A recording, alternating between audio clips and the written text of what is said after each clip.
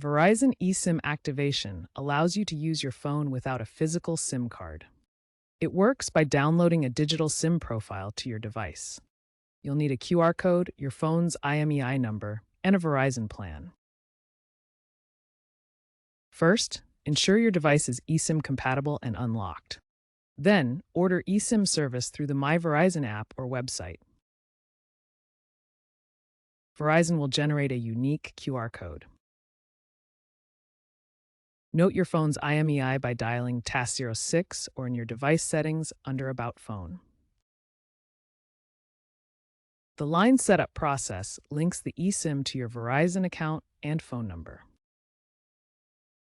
By November 2025, Verizon has streamlined this process with enhanced app support and biometric security for QR code generation.